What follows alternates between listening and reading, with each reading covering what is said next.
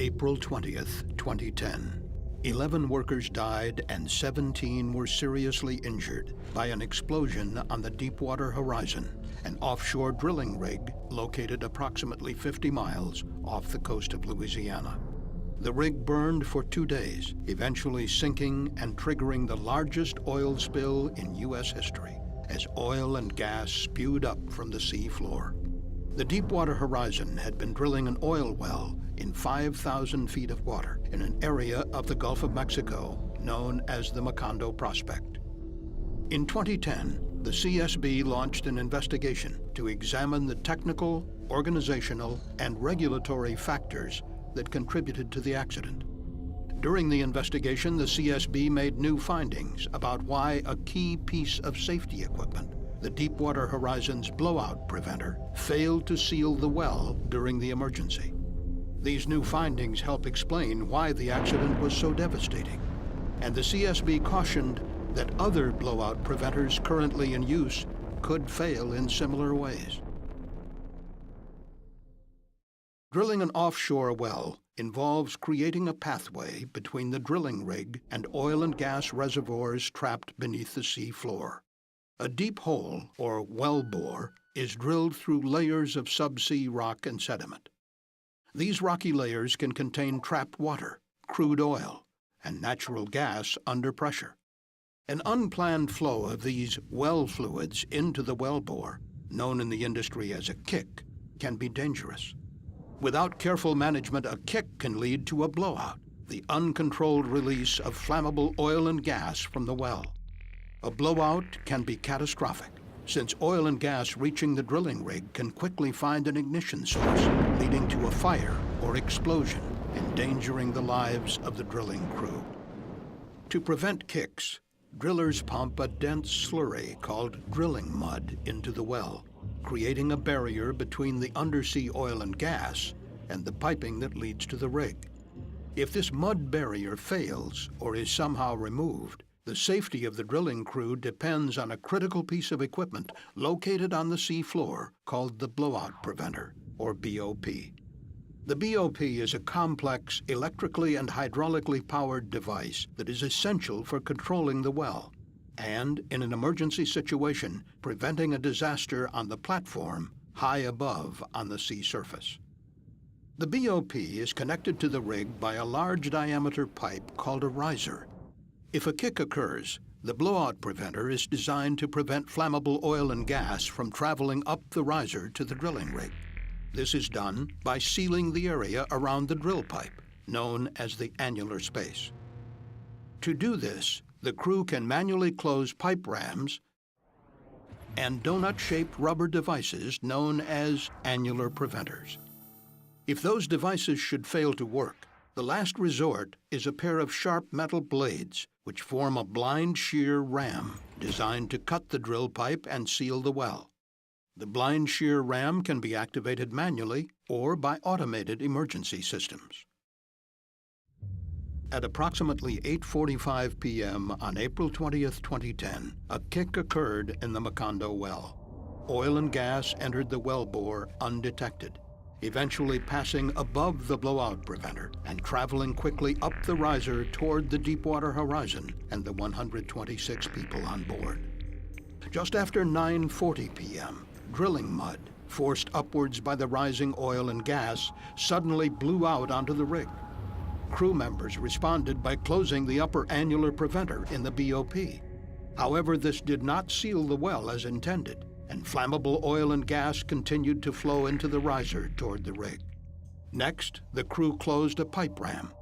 This successfully closed the annular space and sealed the well, but tragically this proved to be only a temporary fix. Oil and gas that were already above the pipe ram continued to flow inexorably toward the Deepwater Horizon. At approximately 9:49 p.m., the flammable hydrocarbons found an ignition source, and the first explosions shook the Deepwater Horizon. As the oil and gas escaped the riser onto the rig, the pressure dropped in the annular space above the pipe ram. But at the same time, the pressure in the drill pipe climbed substantially. The drill pipe was closed at the top, but oil and gas continued to flow in from the reservoir below. After extensive analysis, the CSB concluded that this large difference in pressure likely caused the drill pipe to buckle, essentially bending the pipe off-center inside the blowout preventer. The buckling pushed sections of the drill pipe outside of the reach of the blind shear ram blades. This would eventually prove to be catastrophic. With the drill pipe buckled, the explosion and subsequent loss of electrical and hydraulic power from the rig likely activated an automated system on the blowout preventer known as the AMF deadman, which closes the blind shear ram and cuts the drill pipe. This emergency system is designed to activate when electric power, hydraulic pressure, and communications from the rig have been lost. The AMF deadman system was operated by two redundant control systems on the BOP, known as the yellow pod and the blue pod. The redundancy is supposed to increase the reliability of the system in an emergency situation. The yellow and blue pods worked independently of each other and were comprised of identical enclosed computer systems and sets of solenoid valves. When activated, the solenoid valves controlled important BOP functions, such as closing the blind shear ram.